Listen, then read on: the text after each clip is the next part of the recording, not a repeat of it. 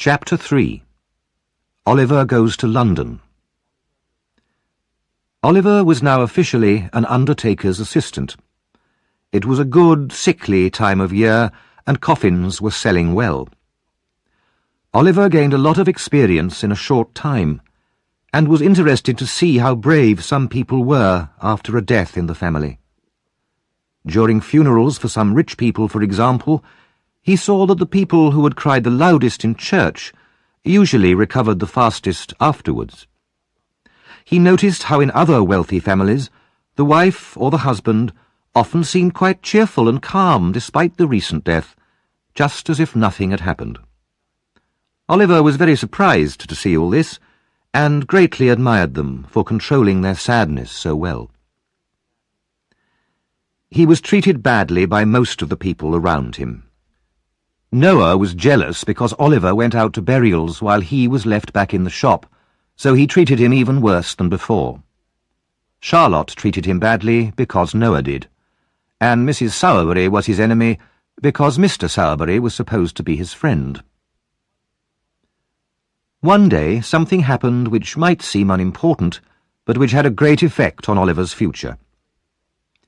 Noah was in a particularly bad mood one dinner time, and so he tried to make Oliver cry by hitting him, pulling his hair, and calling him horrible names. This was all unsuccessful, so he tried personal insults. "Workhouse, how's your mother?" he asked. "She's dead," replied Oliver, his face going red with emotion.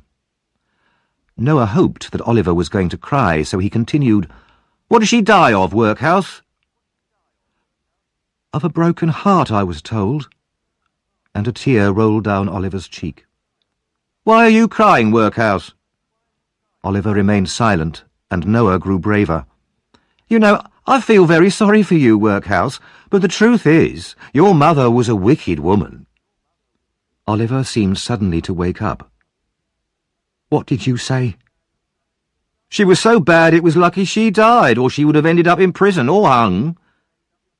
His face bright red with anger, Oliver jumped up, seized Noah's throat, and shook the older boy so violently that his teeth nearly fell out. Then he hit him with all his strength and knocked him to the ground. "He'll murder me!" screamed Noah. "Charlotte, help! Oliver's gone mad!" Charlotte and Mrs. Sowerberry ran in and screamed in horror. They took hold of Oliver and began to beat him. Then Noah got up and started to kick him from behind. When they were all tired, they forced Oliver, who was still fighting and shouting, into the cellar and locked it. Mrs. Sowerberry sat down, breathing heavily. "He's like a wild animal," she said. "We could all have been murdered in our beds." "I hope Mr. Sowerberry doesn't take any more of these dreadful creatures from the workhouse," said Charlotte. "Poor Noah was nearly killed." Mrs. Sowerberry looked at Noah sympathetically. Noah, who was twice Oliver's size, pretended to rub tears from his eyes. "What shall we do?" cried Mrs. Sowerberry. "He'll kick that door down in 10 minutes." They could hear Oliver banging and kicking at the cellar door. "Noah, run and get Mr. Bumble." So Noah ran through the streets as quickly as he could to fetch the beadle. When he reached the workhouse, he waited for a minute to make sure his face was suitably tearful and frightened. As soon as Mr. Bumble came out, Noah cried, Mr. Bumble, it's Oliver Twist, sir. He's become violent. He tried to murder me, sir, and Charlotte and Mrs. Sowerberry as well." Mr. Bumble was shocked and angry. "Did he? I'll come up there immediately and beat him with my stick." When he arrived at the shop, Oliver was still kicking wildly at the cellar door. "Let me out!" he shouted from the cellar when he heard Mr. Bumble's voice. "I'm not afraid of you." Mr. Bumble stopped for a moment, amazed and even rather frightened by this change in Oliver. Then he said to Mrs. Sowerberry, "It's the meat that's caused this, you know." "What?" "Meat, madam. You fed him too well here. Back in the workhouse this would never have happened." "I knew I was too generous to him," said Mrs. Sowerberry, raising her eyes to the ceiling. At that moment, Mr. Sowerberry returned, and hearing what had happened, according to the ladies, he beat Oliver so hard that even Mr. Bumble and Mrs. Sowerberry were satisfied. Mr. Sowerberry was not a cruel man, but he had no choice.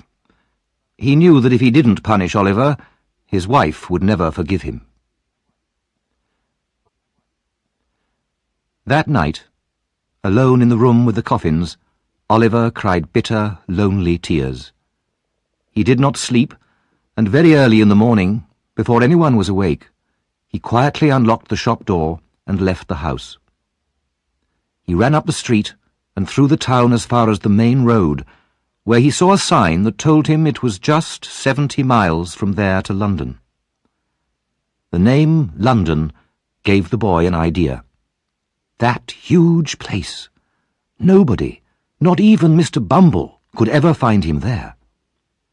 He had heard old men in the workhouse say it was a good place for brave boys, and that there was always work there for those that wanted it. It would be the best place for him. He jumped to his feet and walked forward again. But after only 4 miles, he began to realize just how far he would have to walk. He stopped to think about it. He had a piece of bread, a rough shirt, 2 pairs of socks, and a penny. But he could not see how these would help him to get to London any faster, so he continued walking. He walked 20 miles that day. The only thing he had to eat was his piece of bread and some water which he begged from houses near the road. He slept the first night in a field, feeling lonely, tired, cold, and hungry. He was even hungrier the next morning when he woke up, and he had to buy some more bread with his penny. That day he walked only 12 miles. His legs were so weak that they shook beneath him.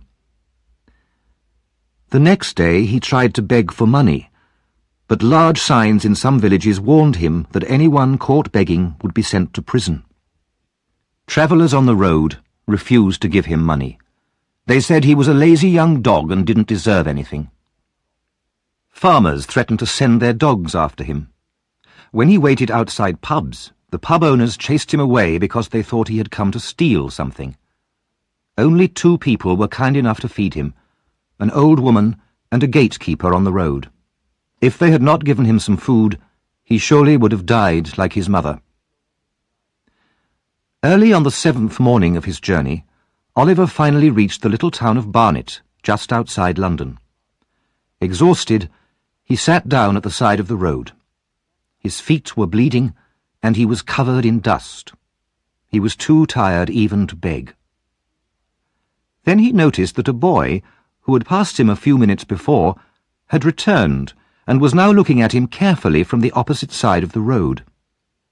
After a long time, the boy crossed the road and said to Oliver, "Hello, what's the matter then?" The boy was about Oliver's age, but was one of the strangest-looking people he had ever seen. He had a dirty, ordinary boy's face, but he behaved as if he were an adult. He was short for his age and had little, sharp, ugly eyes. His hat was stuck on top of his head, but it looked as though it would blow off at any minute. He wore a man's coat which reached almost down to his feet, with sleeves so long that his hands were completely covered. "I'm very tired and hungry," answered Oliver, almost crying. "I've been walking for a week." "A week? The magistrate's order, was it?" "The magistrate? What's that?" "A magistrate's a kind of judge," explained the surprised young gentleman. He realized Oliver did not have much experience of the world. "Never mind that. You want some food," he went on. "I haven't got much money, but don't worry. I'll pay." The boy helped Oliver to his feet and took him to a pub.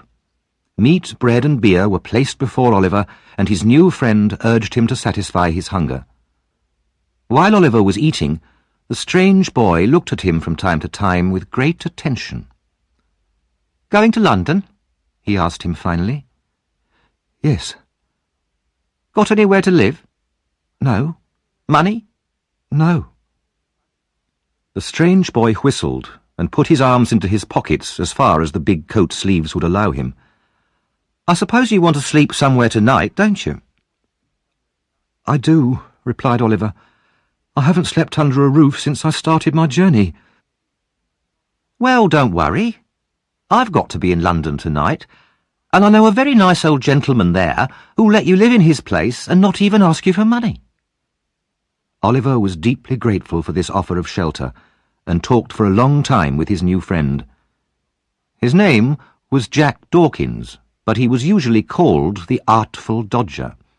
Artful because he was very clever at getting what he wanted, and Dodger because he was very good at not getting caught when he did something wrong. When he heard this, Oliver felt rather doubtful about having such a friend. However, he wanted first to meet the kind old gentleman in London who would help him. After that, he could decide whether to continue the friendship with the Artful Dodger.